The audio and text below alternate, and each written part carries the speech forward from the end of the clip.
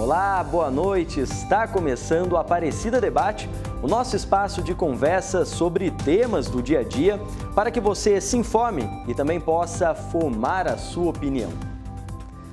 Ansiedade, angústia, pânico, síndrome do impostor, necessidade excessiva de trabalhar ou de usar as redes sociais. Com certeza, pelo menos um desses sentimentos fez ou faz parte da sua rotina. Isso está cada vez mais comum entre os brasileiros. É o que apontam pesquisas. Do início da pandemia para cá, 8 em cada 10 pessoas por aqui apresentam sintomas ligados à ansiedade ou à depressão. As chamadas neuroses modernas às vezes não são notadas, mas estão presentes na insônia, no estresse e nas preocupações do nosso cotidiano. Então, como identificá-las? Elas têm tratamentos? O que mudou nas neuroses do ser humano nas últimas décadas? Para nos ajudar a buscar essas respostas e conversar sobre este tema tão importante, recebemos de forma virtual Carlos Eduardo Soares, psicólogo com experiência em atendimento clínico para casos como depressão, ansiedade, estresse, pensamento suicida e luto. Boa noite, doutor. Obrigado por participar aqui do programa. Boa noite, Guilherme. Boa noite, padre. É um prazer estar participando essa noite com vocês. A gente também recebe aqui o padre José Rafael Solano Duran, PhD em Teologia Moral e sacerdote da Arquidiocese de Londrina, no estado do Paraná. Padre, uma ótima noite para o senhor. Também obrigado por estar aqui conosco no Aparecida Debate. Boa noite, Guilherme. Boa noite, Carlos. Alegria estar com todos os telespectadores. Um prazer imenso partilhar com vocês este momento de discussão e também de reflexão.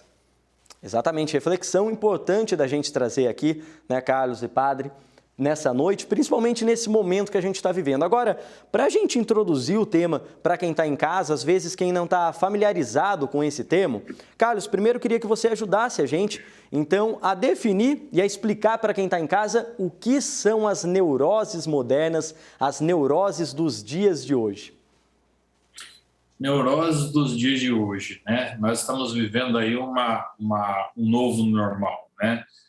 Fomos acometidos por um vírus, né? Que esse vírus ninguém estava esperando, ninguém estava preparado para recebê-lo, né? E de repente ele passou a fazer parte da nossa rotina e de repente fechou tudo, e de repente parou tudo, parou a aula, parou o comércio, fechou tudo. Só que o que aconteceu? Como nós não estávamos preparados, todos nós fomos pegos de surpresa. Então, aquela quarentena que eram 15 dias passaram a ser 30, que passaram a ser 60, a ser 90, e as pessoas passaram a perceber que provavelmente aquilo não teria fim, né? Tão cedo, né? E a neurose, ela vem justamente nessa questão, né? É o medo, né? O que vai acontecer daqui para frente? Será que eu vou ter minha vida de volta? Será que meu comércio vai abrir? Como é que eu vou fazer com minhas contas? E as pessoas começam a desencadear uma série de neuroses. O que seriam essas neuroses? É aquele medo excessivo, eu começo a ter crises de pânico, eu começo a ter insônia, eu começo a ter problemas de ansiedade, eu começo a ter um estresse excessivo. Então, a neurose nada mais é que eu começo a fixar aquela ideia na minha cabeça de que aquilo realmente veio para ficar, eu vou ser prejudicado, e agora? O que vai ser de mim? Né? Então, essa neurose, ela tem justamente a ver com esse medo e essa colocação que nós fazemos de internalizar essa questão e passar a perceber que aquilo nunca vai ter fim. Então, aquele sofrimento meu vai ser constante. E aí bate aquela sensação de desespero, bate toda aquela sensação de pânico, né? Neurose nada mais é do que isso.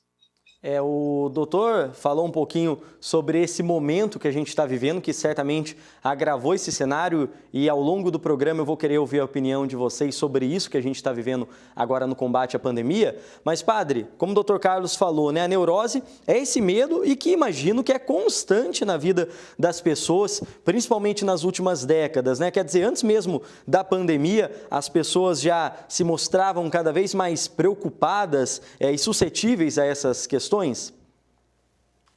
Seguindo a reflexão do Carlos, eu gostaria de colocar são bem particulares. O primeiro, a vida humana não é estática. A vida humana é de uma dinamicidade única. Na vida humana, tudo é dinâmico. O tempo nos faz dinâmicos, a realidade, a versatilidade do nosso ser humano. Ninguém pode dizer, neste momento, eu já fui feito, já estou concluído. Sempre há um caminho a ser realizado. Ao longo da minha pesquisa, eu tenho trabalhado um autor que se distanciou bastante de Freud, mas que é um bom discípulo de Freud, Sándor Ferencik. Ele escreve ensaios sobre o tema da neurose e utiliza um termo grego que a mim me traz muitas referências e me ajuda muito a entender a realidade que vivemos. O termo é trauma.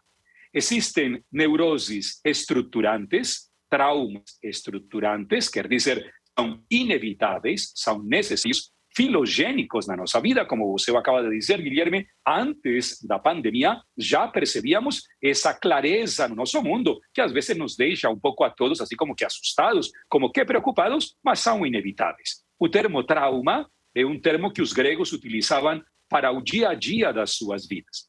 E existe outra característica que Ferencik trabalha muito bem, e é aquela na qual eu venho aprofundando, que são as situações traumáticas. Aí sim há muitos problemas. Por quê? Porque muitas pessoas nunca esperaram sair da sua zona de conforto, por exemplo, não? Criar um programa de televisão, criar um ambiente de televisão. Aqui na minha biblioteca não tem sido fácil, mas durante 2 anos tive que lecionar aqui, criar um ambiente, e isso se tornou um trauma. Eu estava acostumado a ser professor na sala da universidade, de encontrar os meus colegas, de discutir. Na verdade, durante 2 anos, eu não conheci os meus alunos.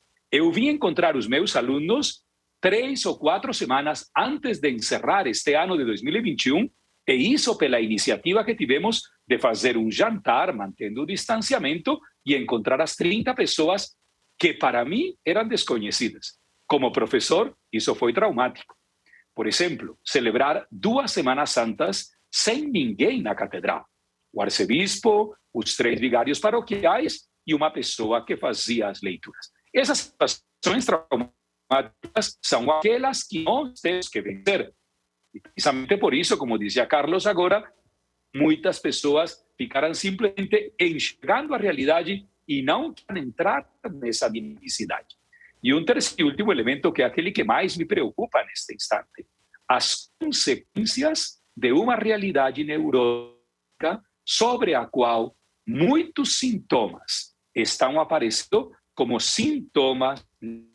Você citou no início do programa a dependência, por exemplo, excessiva de muitas pessoas às redes sociais. Eu diria outra que me parece muito mais grave: viver das redes sociais. Saber que se eu posto uma fotografia minha e não é curtida, no final do dia eu autocurto a minha fotografia, pelo menos para dizer que teve a minha curtida, e o desespero de muitos de querer aparecer e de querer entrar nesse verdadeiro trauma de não serem conhecidos.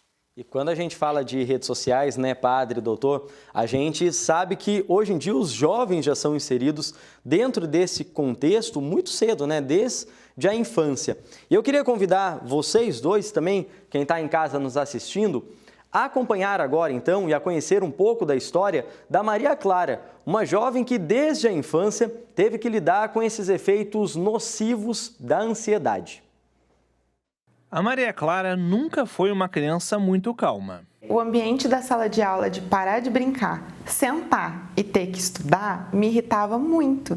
Eu gostava de estudar, eu gostava de aprender, mas eu não gostava de sentar e ter que receber ordens. Olhando para o passado, fica claro que esse era o primeiro sinal de que a ansiedade poderia ser uma questão um pouco mais complicada na vida dela. Mesmo pequenininha, assim, um dia antes de alguma prova, matemática, português, que na época nem era tão difícil, eu passava mal, ficava branca. A adolescência não costuma ser uma fase muito fácil para as pessoas e a ansiedade tornou as coisas um pouquinho mais difíceis. Nessa época, a Maria Clara impôs a si própria uma rotina puxada de estudos e atividades extracurriculares. Eu gostava muito do teatro porque eu já ficava nervosa de qualquer forma, então eu conseguia extravasar um pouquinho das coisas que eu sentia e também era uma forma de terapia para mim, porque na época eu não fazia terapia. E à noite era o caos total, porque eu achava que eu não estava preparada, que o tempo que eu estudava de fim de semana também não era tempo suficiente. Mesmo estudando antes e depois de ir para o teatro, eu achava que eu não estava aprendendo direito. A soma desses diferentes fatores acabou cobrando uma conta muito alta para ela. Eu tinha a sensação constante de estar com azia. Mesmo que eu não comesse nada pesado, tudo que eu comia me dava azia. E às vezes eu estava sentindo que estava chegando, é quando você percebe que você começa a passar mal. Quando você começa a sentir aquela ânsia e você começa a suar, você vai sentindo que eu vou começar a passar mal, você vai ficando ansioso por ficar ansioso e uma sensação de queimação muito grande. Até que às vezes eu tinha ânsia de vômito, que eu vomitava mesmo, uma dor de cabeça. Eu começava a ficar muito cansada, começava a dormir muito, me acordava e eu chorava, parecia uma criança. E teve um momento em que eu comecei a chorar escondida, para não ter que contar para minha família porque eu estava chorando. E esse choro começou a ficar frequente, então todos os dias, 2 vezes ao dia, 3 vezes ao dia. Então foi nesse momento em que acabou minha energia e todo mundo de casa parou e falou: não, chega, não dá mais para viver com você desse jeito, você é muito nova e não adianta você esconder porque a gente sabe que alguma coisa está acontecendo. Bem, daqui a pouco a gente traz um pouquinho mais sobre a história da Maria Clara, sobre o tratamento dela, mas primeiro focando nessas questões já apresentadas, doutor, é cada vez mais comum a gente ver jovens, crianças manifestando esses sentimentos que ela disse, né? De desde a infância, do período escolar, sentirem-se ansiosos, sentir essa cobrança no dia a dia, não é? Na verdade, Guilherme, ansiedade é uma coisa que nasce, é natural, né? Nasce com a gente, assim como o amor, assim como uma série de coisas, sono e etc, né? Qual que é o papel da ansiedade? O papel da ansiedade é um papel protetivo. Como que eu posso falar que é um papel protetivo? Todas as vezes que eu tenho medo de fazer alguma coisa, foi o que ela citou ali, né? O medo de apresentar um trabalho, o medo de fazer uma prova, o medo... Vem a ansiedade com aquela perguntinha: você está preparado para fazer a prova ou não? Não, não estou. Então vem a ansiedade e fala: então você não vai fazer a prova, né? Então, a ansiedade, ela sempre tem um papel de me esquivar dos problemas, me esquivar de tudo aquilo que vai me colocar em risco. É o que o padre citou agora há pouco, né? A zona de conforto. Então, quando eu saio da zona de conforto e a gente vai para uma zona que a gente chama assim, a zona de risco, a zona do medo, onde eu não sei o que eu vou encontrar pela frente, vem a ansiedade e faz aquela perguntinha: você está preparado para passar por isso? Não, não estou. Então, sempre você vai ter o papel de esquiva. Então, a ansiedade, ela sempre vai te esquivar, né? Então, no caso de uma pandemia, né? No caso onde todo mundo ficou fechado dentro de casa, os jovens não puderam sair, as crianças ficaram muito tempo online, mas aquela questão, né? Como que vai ser daqui para frente? Será que um dia eu vou poder voltar a sair com meus amigos? Será que um dia eu vou poder voltar a ir para a escola? Será que um dia eu vou poder voltar a fazer as coisas? E esse um dia eu vou poder voltar gera ansiedade, porque eu tenho uma coisa chamada pensamento antecipatório, que muitas vezes vem automaticamente. Então, eu já penso daqui 1 mês, eu já penso daqui 2 meses, e eu já sofro com esse sentimento. né? Então, eu penso que daqui a um mês, provavelmente, as aulas não vão voltar. E aí eu fico já imaginando todo um cenário, tudo que eu vou sofrer dentro desse um mês, e se caso não voltar, e aí eu trago a ansiedade para cá. Então, o que acontece muitas vezes? Eu crio um problema, eu crio a história desse problema, eu sofro esse problema, sem muitas vezes ele existir.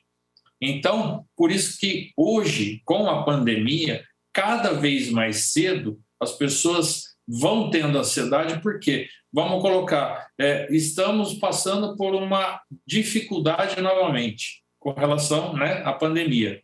Então, toda aquela ansiedade que já existia, hoje ela se potencializa, né? Então, cada vez mais cedo, então, assim, na hora que tudo resolver, eu vou ter ansiedade com aquela perguntinha: será que eu vou ser acometido de novo por uma quinta onda, uma sexta onda ou mais alguma outra coisa?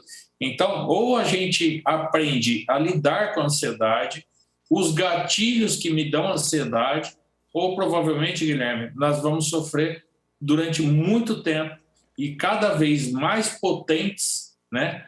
De uma maneira mais potente, com essa questãozinha chamada ansiedade. Como é que a gente pode orientar, então, quem está em casa a perceber esses sintomas e também qual que é normalmente o papel e a responsabilidade da família quando um jovem ou quando uma pessoa, um familiar, se sente numa situação como essa que a gente ouviu, de muita cobrança, muita pressão?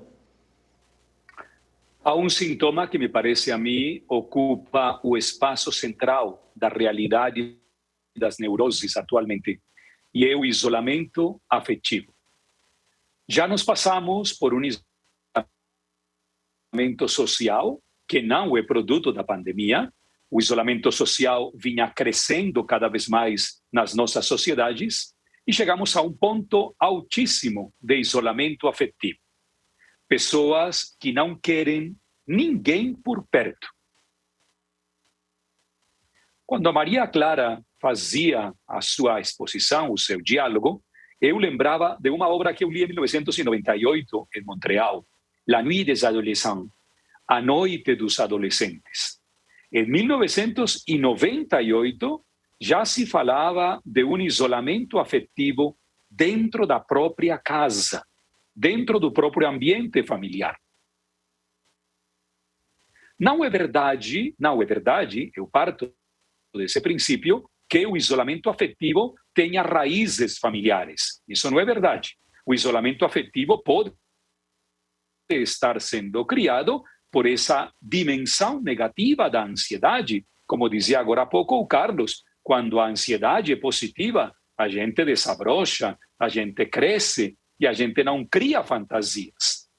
Quando a ansiedade é negativa, não somente muitos adolescentes também e muitos de nós adultos, é uma tristeza constatar que há muitos adultos que vivem esse sintoma. Isolados afetivamente. Pessoas casadas, por exemplo, compartilham o mesmo teto, o mesmo ambiente, mas não se dirigem a palavra. Não há expressão de sentimentos. Ver uma adolescente como Maria Clara dizer que a comida lhe trazia azia, dor de estômago, enjoo e vomitava, já são imediatamente muito mais do que sintomas, situações concretas que mostram que ali, no meio da sua realidade, há alguém gritando fortemente, dizendo, me ajudem. No testemunho da moça, ela diz que a família tomou a dianteira e falou, não dá para continuar assim. Mas nem todas as famílias percebem isso. E é isso aquilo que mais me angustia e me preocupa, que muitos pais estão contribuindo para que os seus filhos se isolem cada vez mais. O silêncio em casa, por exemplo. O silêncio em casa é um silêncio enfermiço. Veja, Guilherme, Carlos, eu não me lembro nunca da minha casa estar em silêncio, a não ser durante a noite. Era um barulho constante, a alegria do encontro dos irmãos, da chegada dos amigos, a presença dos familiares, as histórias que tínhamos para contar. Não existe nada que impeça que um pai, uma mãe, um responsável na educação dos seus filhos, ao voltarem da escola, perguntem como foi o dia de hoje. propiciar um diálogo é urgente. Não é verdade que os filhos têm direito à privacidade, é uma falsa privacidade. Um pai e uma mãe não invadem a privacidade do seu filho ou da sua filha quando entram em diálogo com eles. Então, esse isolamento afetivo me está preocupando muitíssimo porque cada vez mais cresce e se está percebendo muito forte no meio familiar. Pais e filhos têm todo o direito e todo o espaço para entrarem em comunicação. Doutor, eu estava reparando, né, o senhor ouvindo aí a fala do padre, concordando com os pontos que o padre trouxe, então queria pedir a sua opinião em relação a esse ponto, né, a participação e ao envolvimento da família nesse cenário todo que a gente está vivendo e debatendo aqui no programa. Perfeita a colocação do padre, perfeita a colocação, porque com a pandemia, muitos jovens foram para as redes sociais, foram para a internet, né? E o que acontece muitas vezes é isso, porque quando as pessoas vão para as redes sociais, vão para os meios de comunicação, né, no caso, tablet, celular e outras coisas, muita coisa acabou sendo prejudicada. Por exemplo, a fala das crianças passou a ser prejudicada. Por quê? Porque como que a gente trabalha o início da fala das crianças? A gente puxa a criança para perto da gente, fala papai, fala mamãe, fala isso, fala aquilo. Hoje em dia não. Hoje em dia, como estava todo mundo em casa com a pandemia, toma aqui um tablet, vai ver seu desenho, vai ver alguma coisa. Quer dizer, então parou aquela questão da comunicação. E o padre, o que ele disse é muito pertinente.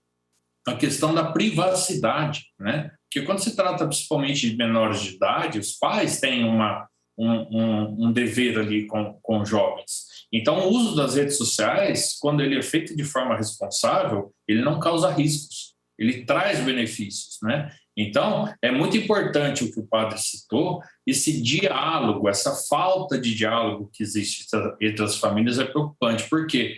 Porque enquanto o filho está lá no quarto, mexendo na internet, no celular, está tudo bem, a casa está em ordem, não está tendo dor de cabeça, então é paz para todo mundo.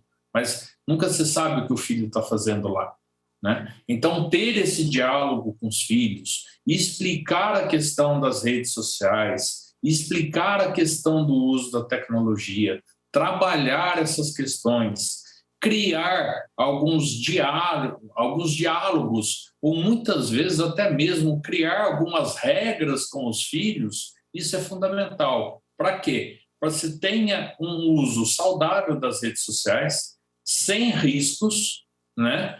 E que isso não venha prejudicar futuramente até mesmo a socialização. Porque, pense bem, hoje em dia a coisa mais comum é todo mundo sentar na mesa do almoço, a família sentar na mesa do almoço, mas cada um ficar preso à sua rede social. Então as pessoas estão perdendo um pouco esse diálogo. Então é importante que se coloque limites com relação a isso, mas é importante que os pais comuniquem aos filhos, os pais criem diálogos familiares para que se tenha o uso, sim, das redes sociais, mas se tenha não, agora é o momento de almoçar, agora é o momento da gente conversar, agora é o momento da gente socializar, que o padre falou, né? A casa nunca está em silêncio porque os irmãos chegam, a família chega, então a casa está sempre naquele barulho, né? Vamos colocar assim. Mas nos dias atuais, a casa está sempre em silêncio, que vem todo mundo ver os pais e cada um senta num canto, cada um pega o seu equipamento eletrônico ali e fica no seu mundinho, né? Seja, então isso é perigoso. Desde a criação, né, doutor, precisa desse papel, dessa liderança, né, dos pais, de quem está à frente da família, para controlar essas situações. Agora, além de toda essa relação, esse acompanhamento familiar, a gente sabe que esses cenários mais graves, esses cenários mais críticos precisam também de um acompanhamento profissional. Foi por um acompanhamento assim que a Maria Clara passou e a gente ouve então mais um pouquinho do relato dela, agora falando sobre o tratamento desse seu cenário, das suas crises de ansiedade. Vamos ouvir. A família foi um fator muito importante para que a Maria Clara conseguisse começar a virar o jogo. Mas o apoio profissional foi decisivo para a melhora no quadro de saúde dela. A minha mãe, primeiro, ela me levou a um psiquiatra. E foi bem estranho, porque eu chorei muito no psiquiatra, a mulher mal entendia, a minha médica. E ela já olhou para mim, fez poucas perguntas e falou: realmente, você está passando por um período de crise de ansiedade intensa. Então, eu já fui tomando um medicamento, que foi aumentando depois a dose, e eu fui encaminhada para uma terapia, porque a questão que ela passou para mim na época foi que eu ia conseguir diminuir os sintomas físicos, mas eu só ia conseguir controlar a minha ansiedade e diminuir as crises se eu fizesse uma terapia. Hoje, aos 25 anos, formada na faculdade e trabalhando, a Maria Clara se redescobriu no processo. Nossa, outra pessoa. Eu continuo muito animada. Eu tenho o pensamento muito acelerado. Eu sinto que às vezes eu nem consigo expressar o que eu estou querendo, porque a minha cabeça fica num looping de pensamento muito rápido. Mas, por exemplo, se eu tenho uma reunião daqui a pouco e eu sei que a situação está muito feia, eu vou sentir aquele aperto na barriga, eu vou sentir aquele início de ânsia de novo, mas eu simplesmente sei que eu não vou vomitar. Saber que por mais que eu faça terapia, nem todas as discussões vão ser tranquilas, nem todo dia de trabalho vai ser tranquilo. Às vezes eu vou brigar com a minha família, sem querer brigar, mas porque é um conflito necessário. E eu também sinto a diferença do dia em que eu estou agindo pela ansiedade e é porque essa situação é muito complicada. Fala necessária essa da Maria Clara, né, em relação a entender melhor também os conflitos, as dificuldades, as situações que fazem parte do nosso dia a dia, não é, padre? A gente estava falando dessa relação familiar, agora isso que ela falou também é muito importante, né? É quando tem um conflito, quando tem uma negativa, tem algum atrito dentro de casa, é também saber entender, né, até que ponto isso realmente é algo para sentar e conversar e até que ponto é algo normal do dia a dia de um relacionamento. Uma das coisas mais belas na vida é não pensar que o problema é maior do que a solução. Muito pelo contrário, cada um de nós tem que enfrentar diversos traumas na vida. Vocês não imaginam, por exemplo, 26 anos atrás, quando eu cheguei no Brasil, enfrentar o trauma de uma nova língua. No começo eu não entendia nada. E lembro muito bem quando eu perguntava uma coisa e respondia: tá bom. Eu dizia: meu Deus, o que significa isso? Até incorporar essa realidade, até descobrir, o processo leva tempo. Que coisa belíssima. E eu gostaria de resgatar na aula desta excelente mulher, Clara, algo que ela diz com toda a naturalidade. Nem todos os dias são iguais. Às vezes nos esquecemos que a nossa falível e inevitável situação é real e concreta. Não existe o melhor vendedor do mundo, não existe o melhor padre do mundo, não existe o melhor repórter do mundo. Isso não existe. Existe o Rafael de todos os dias, com os seus altos e os seus baixos. Existe o Guilherme com as suas dores e preocupações, o Carlos com as suas insatisfações e conquistas. Existimos seres humanos a sermos feitos e a desenvolver na nossa vida características próprias. E é maravilhoso ouvir uma moça de 25 anos dizer isso com tanta liberdade. Sei que haverá dias muito difíceis a enfrentar. Veja, eu terminaria dizendo uma coisa que me impactou profundamente ao longo desta pandemia. Eu já era um leitor consumidor. A pandemia me deixou um prazer ainda maior por outro tipo de literatura. E um livro que eu recomendo, A Bailarina de Auschwitz, um livro fantástico. Uma narrativa de uma psiquiatra, hoje americana, mas de raízes hebraicas, onde ela cita todo o drama de Auschwitz, quando era uma menina que se preparava para ser a melhor bailarina, a melhor mulher dentro da Alemanha pré-nazi, concebida até hoje no conceito de ballet. Ela estava pronta para isso. Bom, explode a guerra e a menina tem que parar absolutamente tudo e tem que criar o seu ballet dentro do campo de concentração, sem exercitar o ballet, mas um ballet interior fantástico. Esta mulher hoje tem 88 anos e conseguiu aquilo que a Maria Clara estava dizendo, uma capacidade interior de se autoavaliar, autorreconhecer e poder dizer com tranquilidade: preciso de ajuda, me deem uma mão, eu não sou totipotente como as células embrionárias, eu sou deficitário. Isso dá uma luz e dá uma tranquilidade impressionante, porque nos ajuda a viver nesse ambiente traumático do jeito que nós somos. Isso vai contribuir muito no nosso amadurecimento pessoal. Uma aceitação necessária diante de tantos desafios, né, padre? E, doutor, a gente ouviu um pouquinho da experiência da Maria Clara em relação ao tratamento, também ao acompanhamento profissional. E a gente sabe que quando se fala em terapia, né, tem muita gente que tem ali algumas barreiras, alguns medos também de iniciar um acompanhamento como esse. Eu queria que o senhor explicasse, então, até com base na sua experiência, como é que é possível, então, fazer uma pessoa que tem relatos como o da Maria Clara chegar a uma consciência como essa que a gente ouviu e está conversando aqui? Olha, Guilherme, todos nós passamos por dificuldades, tá? Existem dificuldades que nós somos educados, né, pelos nossos pais a lidar com essas dificuldades, mas existem dificuldades que o novo causa uma certa insegurança, porque a gente não sabe o que vai encontrar lá, que é aquela zona do medo, aquela zona de insegurança. Todos nós, em algum momento da vida, temos dificuldade para lidar com algumas situações. E nós temos que aceitar que nós somos seres humanos, que nós somos seres imperfeitos e que nós cometemos erros e que nós temos dificuldades. Então, nós temos que deixar de lado aquela coisa. Por exemplo, o homem não chora, eu tenho que ser forte o tempo todo, eu preciso deixar isso de lado. Todos nós temos nossas fraquezas, somos humanos.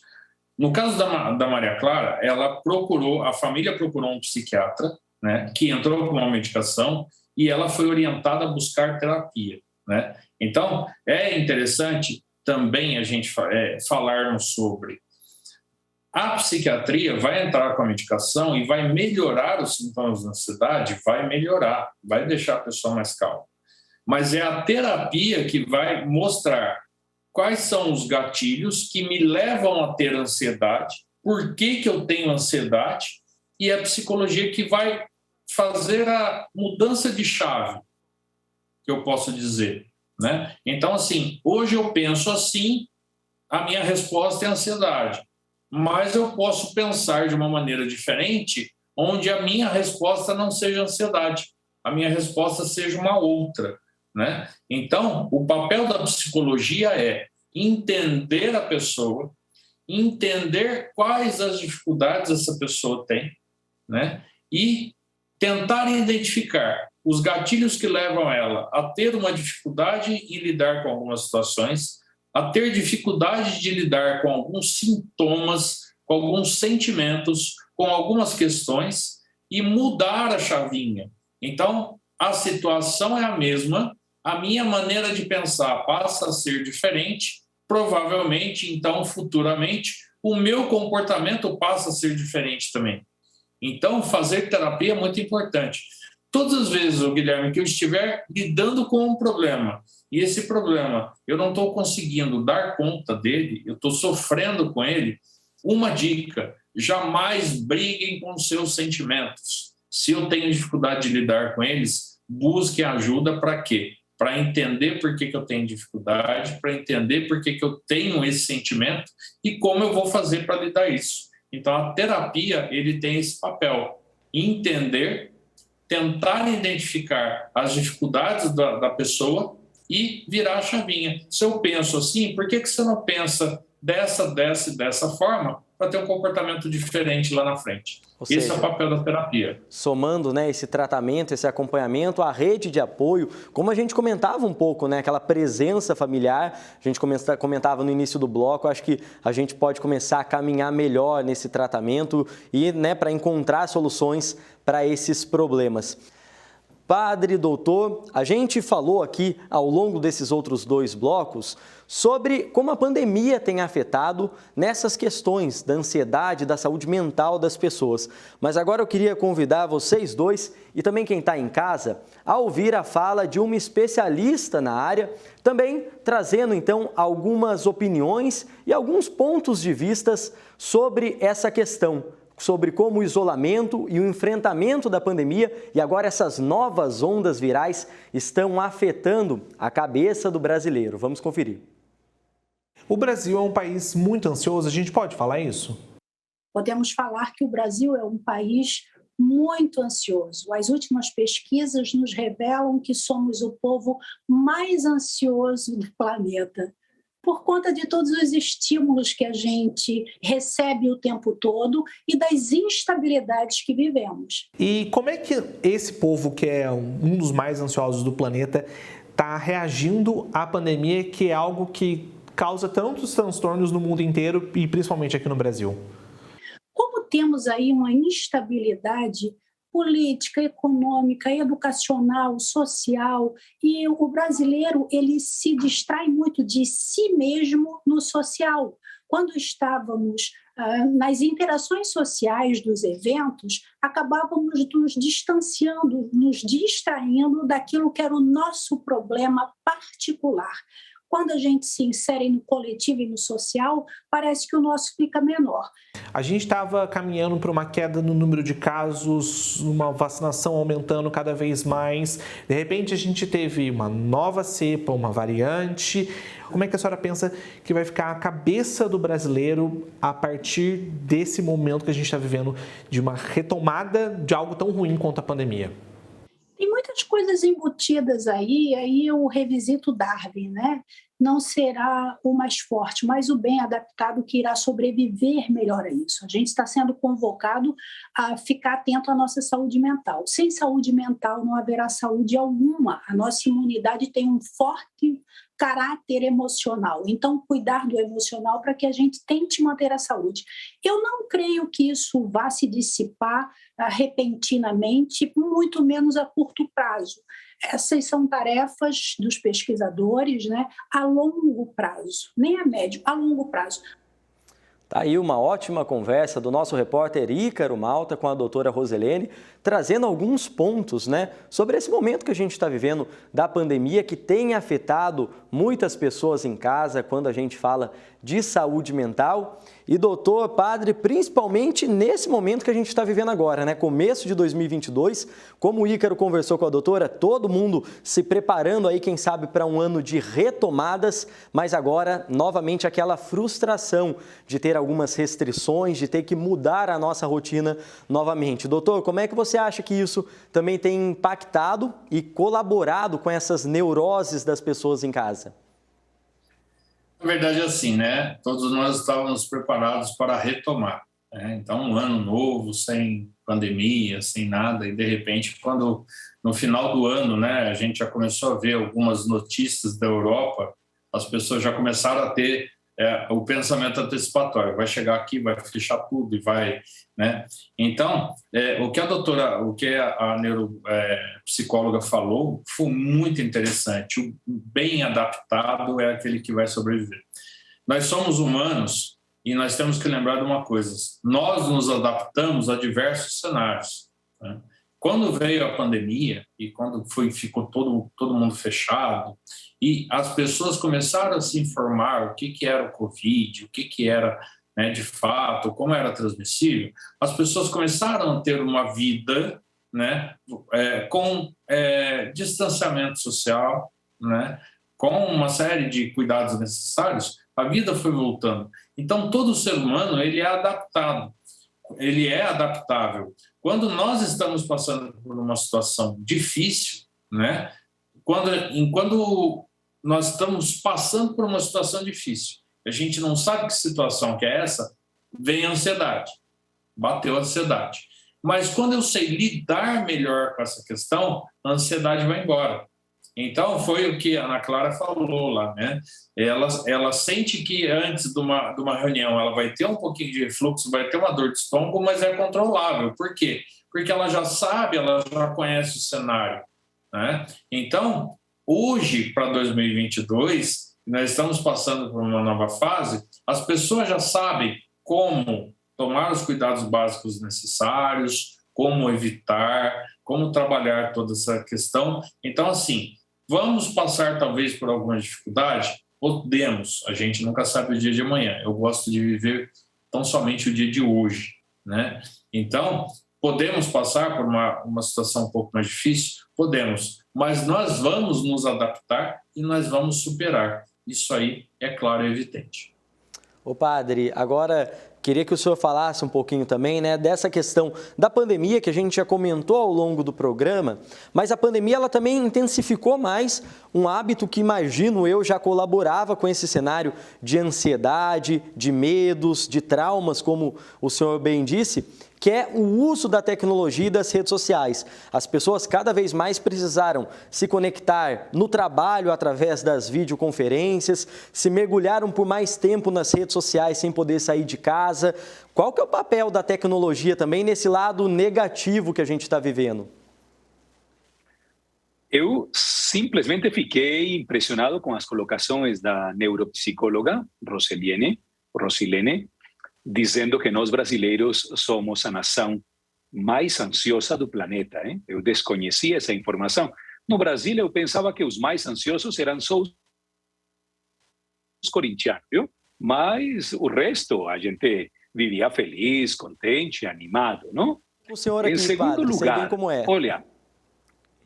Inclusive tem um conversando com o senhor aqui, eu sei como que é. Gostei.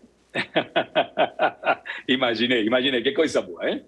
Em segundo lugar, veja, a capacidade de adaptação depende do desenvolvimento racional e cognitivo que a pessoa tem para enfrentar o trauma. Então, eu penso, e isto vou dizê-lo com toda a liberdade, o disse para os meus alunos do curso de bioética, do qual sou professor.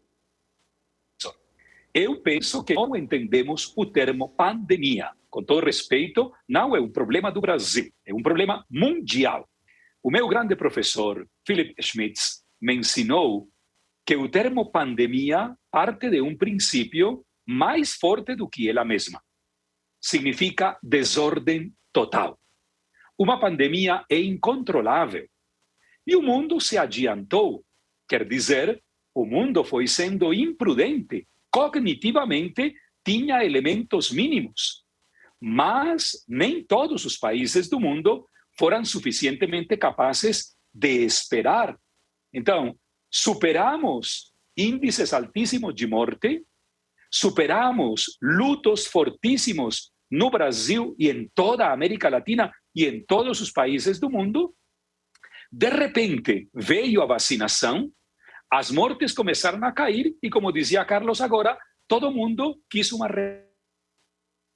retomada. Isso é ilógico. A mente humana, quando se adapta, tem capacidade de logicidade, de concatenar um fato com o outro. Aristóteles nos ensinou claramente que quem não liga um fato ao outro desconhece a causa e o efeito. Então todo mundo começou a dizer, agora vencemos, já superamos, novo normal, vamos para frente. Tudo isso foi falso. Tudo isso faz parte das fantasias que muitos de nós enfrentamos e que não quisemos vencer. A pandemia está aí e estará por muito tempo. Gostei quando ela citou o texto de Darwin, que é o último escrito de Darwin. O conceito da adaptação não é o mais forte, não é o mais desenvolvido. É aquele que racional adapta a um novo mundo, a uma nova forma de ser. E por último, veja, sabem que os diálogos e as colocações de Bill Gates me estão fascinando? Bill Gates eu desconhecia, li a biografia dele agora no tempo de Natal e estou lendo aquela porcentagem que desde o Vale do Silício ele está colocando para o novo mundo. As famosas metas, não? Os novos metas criados pelo criador, pelo fundador do Facebook, o mundo terá que aprender novas realidades, de novas formas e com novos estilos. Nós, em 1992, quando a América Latina completou 500 anos e aconteceu a terceira conferência do Episcopado Latino-Americano, nós ouvimos uma palavra belíssima. Qual? Novos métodos, novas expressões e novas capacidades para interagir com o mundo. 1992. Em 2022, 30 anos depois, vamos ter que aprender a trabalhar e a conviver com as novas tecnologias. Não são um fantasma, não são diabólicas e não causam mal. Nós temos que tirar essa imagem tão deficitária que nós temos da tecnologia. A tecnologia veio para nos auxiliar, a tecnologia veio para nos ensinar como viver e como relacionar-nos entre nós de uma nova forma, com um novo estilo, com uma nova linguagem, ao ponto de dizer que o novo sistema será meta, além. Lembremos, trago de novo Aristóteles, porque eu sou um apaixonado por Aristóteles. A metafísica nasceu dessa interação, está além da física. Talvez este século XXI, com todas estas dificuldades que estamos enfrentando, já vai preparar a humanidade para esses que vão se adaptar a ser pessoas humanas capazes de interagir de outra forma. Me preocupa grandemente essa expressão, e sou contra essa expressão. Novo normal, já estamos prontos, tudo vai dar certo. Isso me parece demagogia linguística e animação de uma fantasia para a qual nós não podemos alimentar. A pandemia é uma desordem geral que nos colocou a todos num novo ambiente de adaptação. Por isso, quando o senhor falou da tecnologia, né, padre? A ferramenta não é o problema, mas muitas vezes é a forma como nós escolhemos utilizá-la, né? Agora, doutor, padre, a gente começa a chegar na reta final do nosso programa, mas antes da gente encerrar, eu queria pedir uma rápida consideração final de cada um minutinho para falar um pouquinho, então, sobre esse tema que nós abordamos, mas já que a gente está falando de pandemia, principalmente sobre o que a gente pode esperar para o pós-pandemia, no que se diz respeito à saúde mental das pessoas. Nós temos muitas vezes, Guilherme, que pisar no freio, tá? Porque quando as coisas começam a entrar numa situação de, entre aspas, normalidade, todo mundo arranca a máscara, todo mundo vai se aglomerar, o vírus está aí, a pandemia está aí, novas mutações vão vir e a gente nunca vai saber o que nos espera, né? O que nós temos que ter é precaução. Devemos ter precaução. Nunca devemos cantar vitória antes do apito final, né? É o que o padre falou bem, deixou bem claro, né? A gente não deve comemorar a vitória antes, né? A pandemia é uma coisa, é uma realidade. Então, nós temos que, uma das dicas é viver um dia de cada vez, tentar evitar se antecipar e ter pensamentos antecipatórios hoje, porque vai acontecer daqui um mês, daqui um ano. Não, a gente tem que viver um dia de hoje.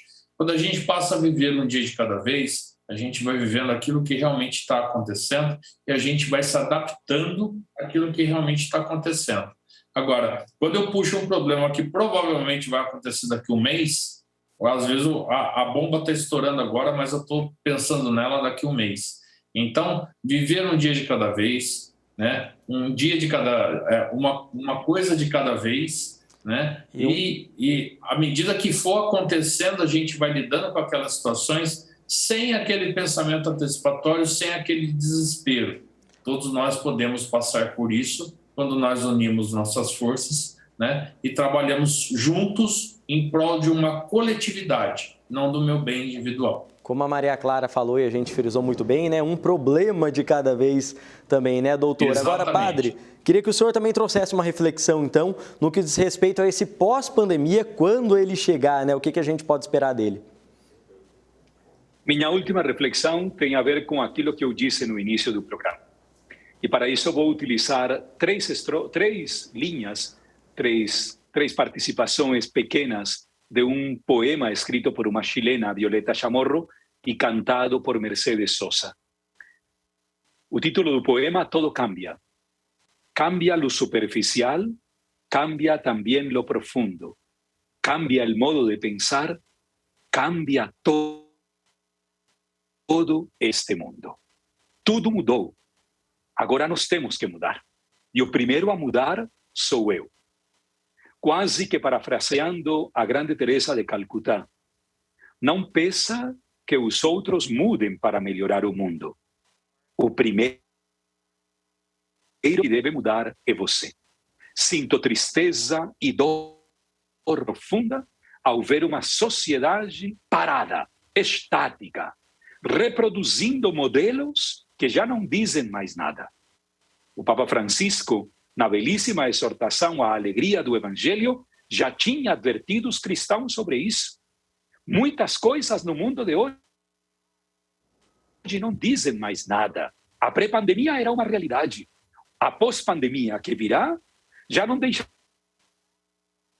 mais o mesmo Rafael. Será uma outra pessoa, talvez, com outras características, sem dúvida, com outros desafios também. Mas eu não posso continuar reproduzindo a filosofia do ontem, o pensamento do ontem, bloqueando, e aquilo que é pior, negando que as coisas mudaram. A pandemia da Covid-19 veio para nos mudar e talvez até para nos quebrar. Quem vai nos integrar é Cristo, Senhor. Ótima reflexão para a gente encerrar esse programa. Ele é aquele que integra a humanidade e que faz viver essa realidade através. Ótima reflexão para a gente encerrar esse programa. Padre, agradeço o senhor pela fala. Infelizmente, o nosso tempo está chegando ao fim, por isso eu quero agradecer aqui imensamente a participação do Carlos Eduardo Soares, ele que é psicólogo com experiência em atendimento clínico para casos como depressão, ansiedade, estresse, pensamento suicida e luto. Boa noite, doutor. Mais uma vez, obrigado pela participação. Também agradeço ao padre José Rafael Solano Duran, PhD em Teologia Moral e sacerdote da Arquidiocese de Londrina, no estado do Paraná. Padre, muito obrigado e seja sempre bem-vindo aqui ao Aparecida Debate.